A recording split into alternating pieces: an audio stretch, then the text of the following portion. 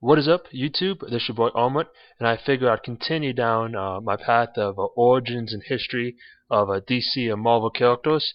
And this time I want to bring you the Joker, Harley Quinn, and the weird dynamic relationship between the two of them.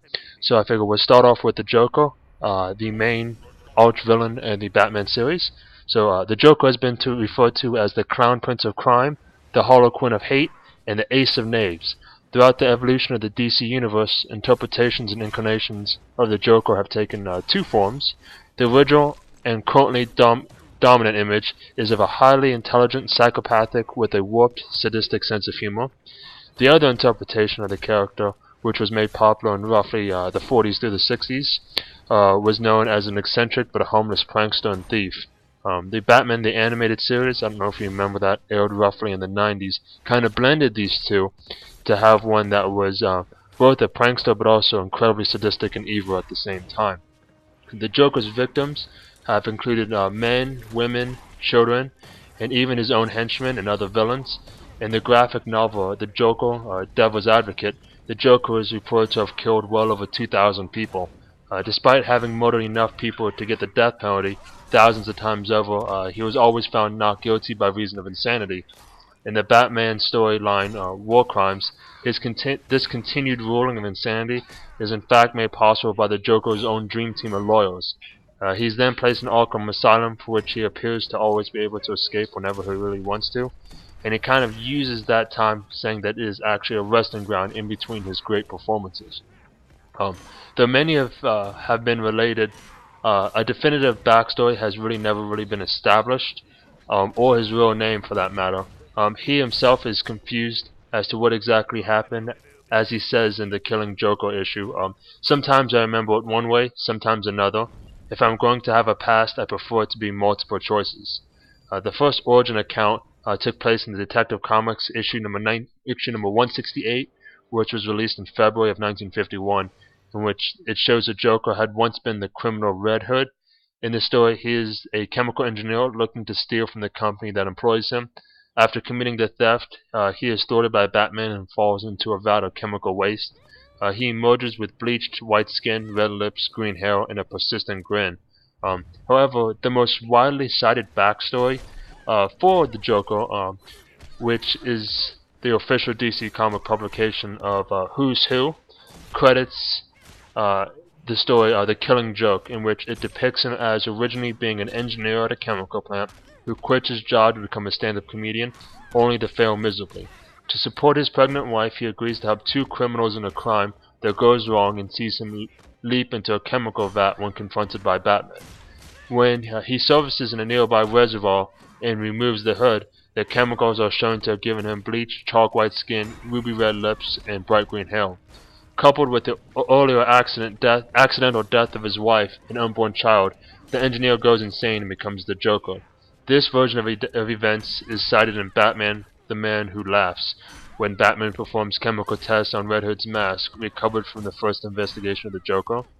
The Joker's Red Hood identity is further confirmed in Batman number 450, when Joker finds an old Red Hood costume he kept and puts it on to help his recovery after the events of the Death in the Family series. Batman has had numerous opportunities to put the Joker down once and for all, but has relented at the last minute each and every time. As an example of one of these storylines, Batman threatens to kill the Joker, but stops himself upon realizing that such an act would make him a killer himself. Conversely, the Joker has given up many chances to kill the Batman, because the Joker defines himself by his struggle with his arch-nemesis. However, after a man dressed as Batman shot the Joker, Joker became enraged that his old enemy tried to end his life. Additionally, in a confrontation with the resurrected Jason Todd, Batman admits that he often fantasizes about killing the Joker, but that he would not allow himself that pleasure because he knows that there will be no turning back, thus resulting in a seemingly never-ending battle between him and the Joker. So, with that, you kind of have this big wide range of who the Joker is, but ultimately it always comes down to a man turned in a chemical vat with a sense of insanity over the loss of his wife and unborn child, and this eternal connection between the Batman and this never-ending feud of which neither one of them will ever actually take the other out, because it's kind of said that they complete the other. And if you kind of think of it on a more like metaphysical level, Joker white-skinned, Batman black costume, dark. It is almost like the ultimate yin and yang. Although the black is actually good and the white is actually bad, but it's the same kind of concept. So next we'll turn to his love interest, his sidekick, and that is Harley Quinn.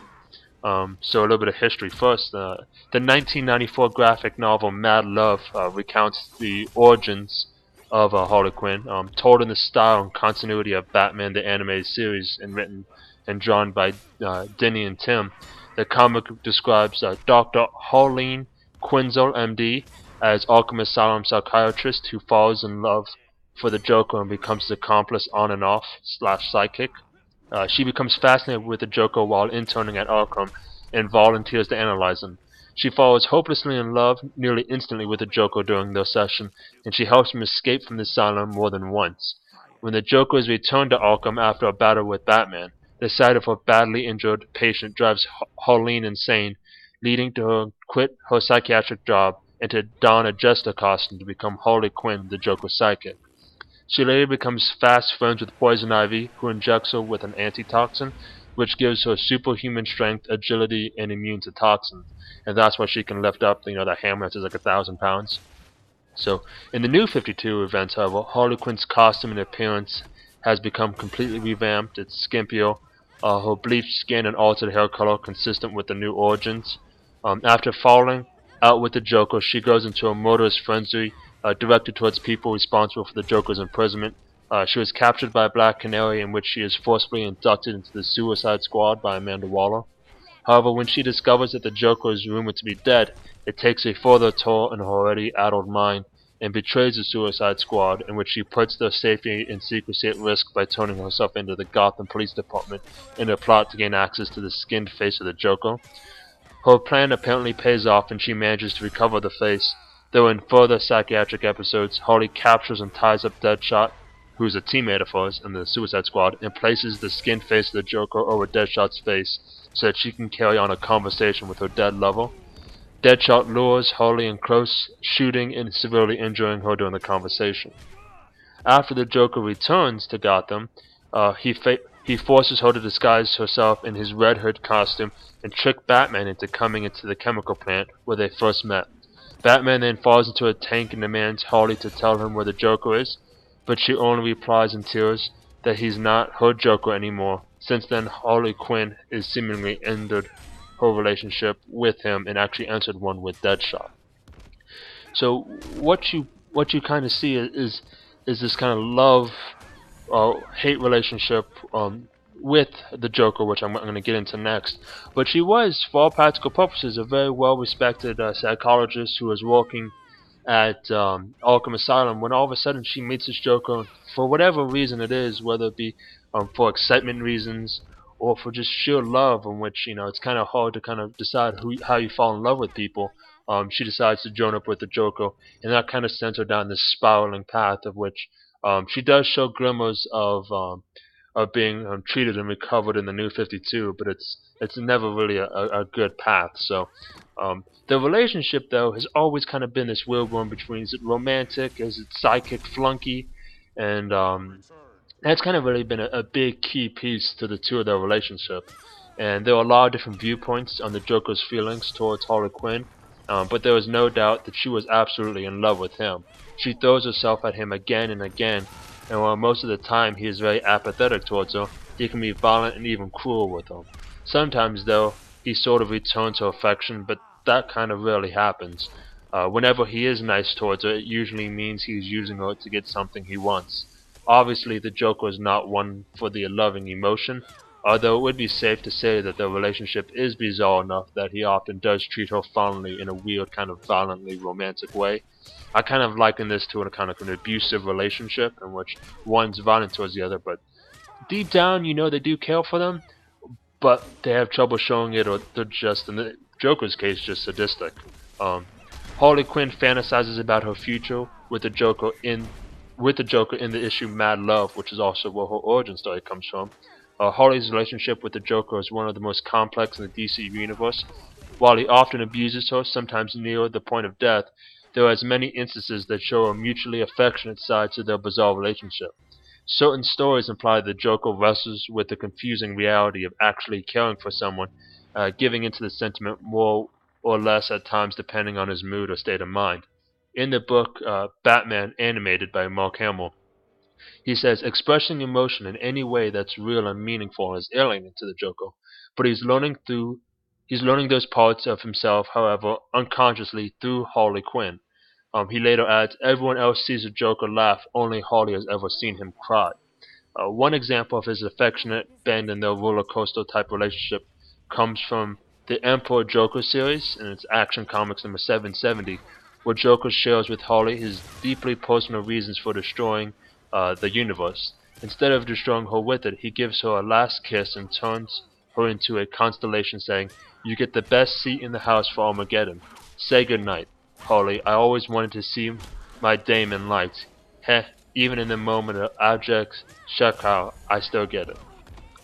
A more in-depth look at the early stages of the DC Universe relationship was provided by Greg Rucks' No Man's Land novel.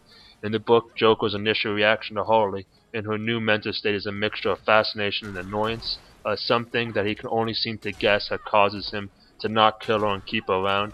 As they spend more time together, he begins to enjoy her more and more in spite of himself. One part describes Joker observing Harley during one of their outings. Harley, he had discovered, had tricks. One of her favorite involved a rusty cheese grater and a stapler. It didn't always work, mostly because people didn't tend to sit still for that sort of thing, but it gave Joker a consistent laugh, and he figured in time Harley would have it down to a silence. And then lastly, another part describes Joker choking Harley in frustration, and then a quick thought or two later grabbing her, kissing and licking her, and saying to her excitedly, "Harley, you are the greatest, you know that?"